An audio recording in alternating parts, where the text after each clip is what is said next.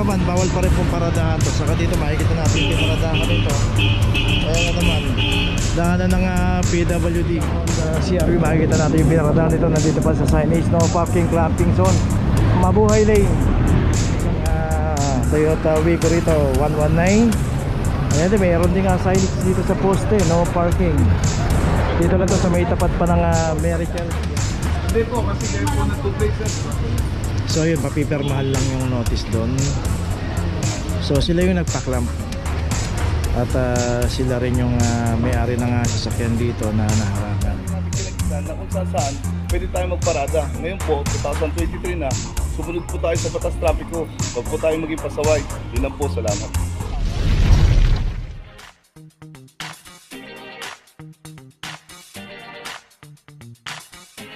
Papajo TV!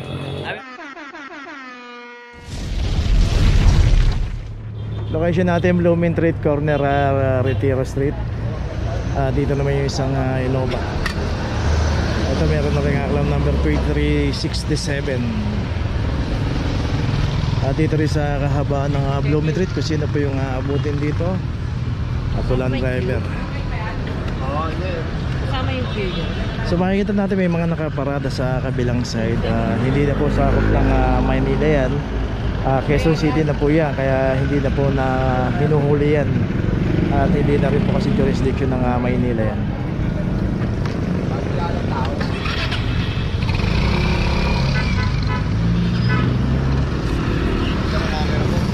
Anong camera yan, boss? Ano? Hero 8 sir? Ha? Hero 8. Hero 8? Oo. Ayun yung sa mga vlog eh. Oo, Vlogger sir. kayo po? Yes sir. Anong pangalan ng vlog nyo? Papa Joe TV sir. Ha? Papa Joe TV. Papa Joe TV. May notice sir. Okay, tuloy na po tayo.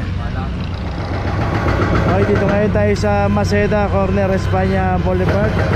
Dito isang Isuzu D-Max. At nakita nga natin merong ginagawa yung kalsada rito. At dito pumarada isang D-Max number 0025.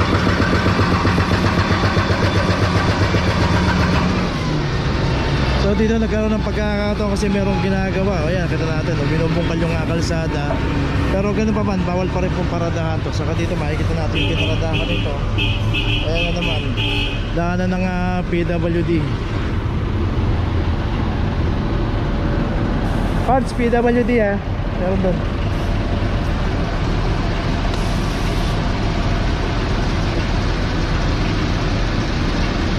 PWD narangan. Okay, ito meron na rin notice.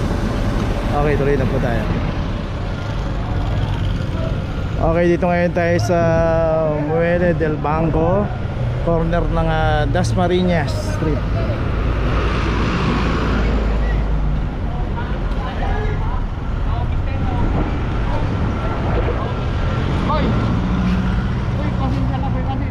Dito isang Innova. Ito yung mga nakailera mo.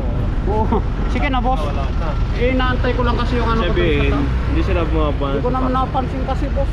Ang Bawal tayo rito kuya. Sige na, boss. Sino na pwede makausap, boss? Kasi may sundo ako sa airport. Sila. Ha? Sila po sila. From number 2374, dito yung Innova. Sundo ako sa airport, sir. Pag nalagay na yan, bawal na namin tanggalin yan. Sige na. Punta mo na sa opisina. Paano naman, boss? Boss, nangangamuhan lang ako, boss. Kaya yan ako.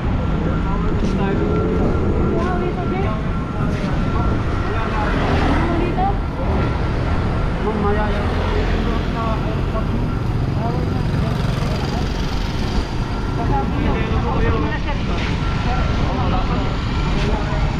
Oo kuya, kami mayayari din kami kay Mayora.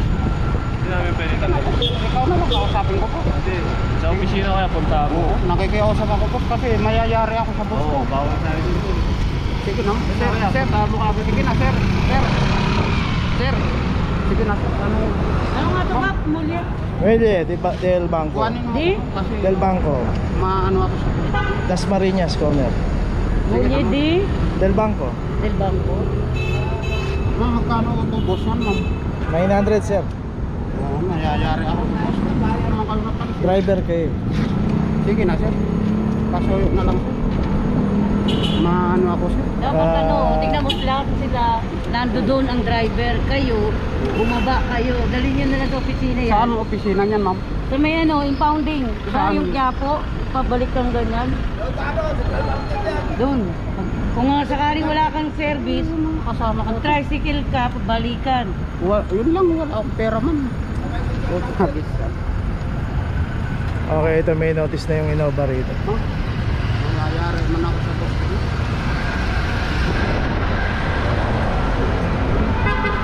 So kasi dito sa Pasig River na po kasi ang gilid niya, makikita natin. Bawal pong pumarada dyan. Saka may pay parking po, doon na lang po tayo pumarada. Kasi pagka dyan po na-tsempohan po yan, matik na po yun. Okay, tuloy na po tayo. Ito, dito pa rin tayo sa Merida del Banco, no? Yun yung isang naklam na isang Innova ron. At ito rin yung isang L300 dito. Ito, naklam na rin kasi naka-double parking naman dito. 2351. Corner pa rin tayo ng Das Marinas dito sa may Binondo area. So dito, wag tayo mag-double parking dito. Kasama sa dinadaanan kasi ng clamping operation to. Ngayon, may mga space pa naman yan. Konting adjustment lang, sagad lang natin doon sa gilid. Kasi kasama rin, basta naka double parking, kasama po kasi sa inuhuli ng clamping operation yan. Ay yung isa naman na yun, nakita natin, bukod tangi, siya lang ang nakaparada ron. Dito walang nakaparada dyan hanggang dun.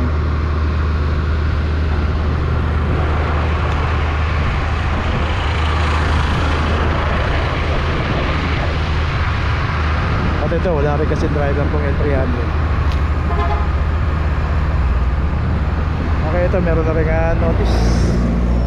Tuloy na po tayo. Okay, dito ngayon tayo sa Gaston Vide, corner San Anton. Dito dalawang sasakyan yung nakaparada rito. Isang Honda CR-V at saka isang Toyota Wigo. Dito yung isang Honda CR-V, makikita natin yung pinaradahan dito. Nandito pa sa signage, no parking clamping zone, Mabuhay Lane. At ito meron na rin ang aklam number 0025. At saka yung isang Toyota Wigo rito 119. Ayan din, mayroon din nga signage dito sa poste, no parking. Dito lang to sa may tapat pa ng Mary Charles General Hospital. Nakaparada ang dalawang sasakyan dito. Baka may notice na itong Wigo. So dito makikita nga natin, lusutan to, no? Mabuhay din itong kahaba ng Gaston Vide. Ayan, pag dinaretso natin yan, palabas ng Legarda. At pag kumaliwa tayo dito sa kanto na to San Anton, palabas naman ng Earnshaw. Lalo na pag may mga signage, iwasan po natin pumarada.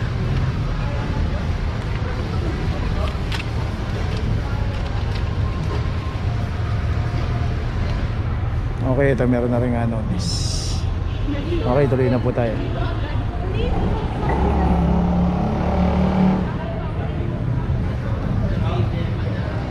Location natin, Felix Huertas, corner Lorenzo Street. Dito na may isang pickup ng Photon. Dito rin walang driver to, isang Photon Thunder. Lorenzo.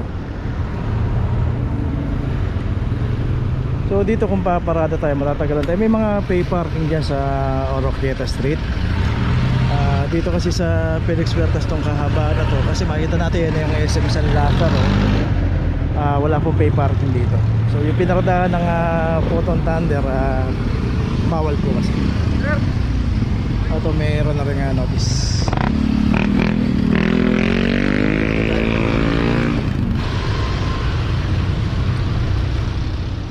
Location natin Quinto Street, corner Fajardo Street. Dito isang adventure.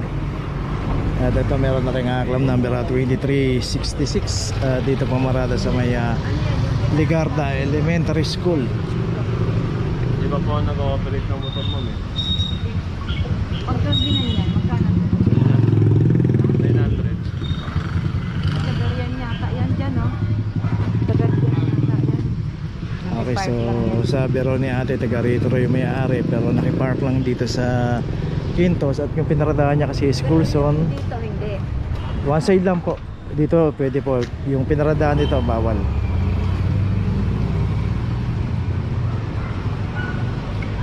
Kasi dito sa gilid ng Legarda Elementary School pumarada to. Ayun, may notice na rin. So makikita na nga natin, dito lang pwedeng pumarada at one side parking lang ang policy rito. Okay, tuloy na po tayo. Location natin, Laon lang, corner Crisostomo. Dito may isang Mitsubishi Mirage ang nakaparada rito, 23-69. Dito nga sa kahabaan ng Laon lang, Mabuhay Lane. Dito po pagka inabot po yung ating sasakyan, naka-obstruct, walang driver, matik na po yan. Huwag po nating iiwan yung ating mga sasakyan dito, lalo na pagka orasan ng operation.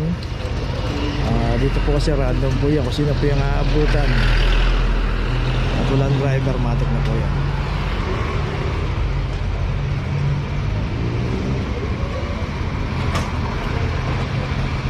Okay, ito may notice na rin, tuloy na po tayo.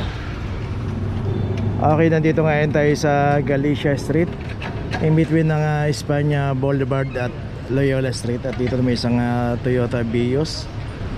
Dito nga kinomplain to ng isang may-ari dito ng yung sasakyan dito sa harap. Hinarangan niya yung driveway dito at hindi rin makalabas yung sasakyan. Pero yung may-ari mismo ng sasakyan, yung hinarangan, yun ang nag-complain at siya ang nagpaklamp dito. 23-40. So ayun nga, yung makikita natin yung sasakyan na supposed to be lalabas sila at hindi sila makalabas dito. Pero yun nga, tinanong naman siya kung gusto niyang ipato o ipaklamp. So sige, ipaklamp na lang daw. Hindi po, kasi kayo po natutay sir. So yun, papipirmahan lang yung notice doon. So sila yung nagpaklamp. At sila rin yung may-ari ng sasakyan dito na naharangan. So ganun, dahil dito naman sa kahabaan ng Loyola, kahabaan ng Galicia Street, makikita natin dito both side na yung mga nakaparada rito. Huwag po tayong haharang sa mga driveway. Inuulit po natin, pumarada po tayo, hanapin po natin yung parking attendant, pa-assist tayo kung saan pwedeng pumarada, para hindi yung kung saan na lang tayo paparada. Kagaya niyan, hinarangan na natin yung daanan ng driveway dito at hindi nga makalabas yung may-ari ng sasakyan. Okay, ito meron na rin notice. Okay, tuloy na po tayo. Okay, nandito na ngayon tayo sa opisina ng clamping, sa impounding dito sa Central. Dito na po nagtatapos ang ating vlog. Maraming salamat po sa mga subscriber, sa mga viewers, sa mga napadaan po sa ating channel. Maraming salamat po sa mga suporta nyo. Sa mga hindi pa po nakakapag-subscribe, subscribe na po tayo mga kabayan. Maraming salamat po. Mabuhay!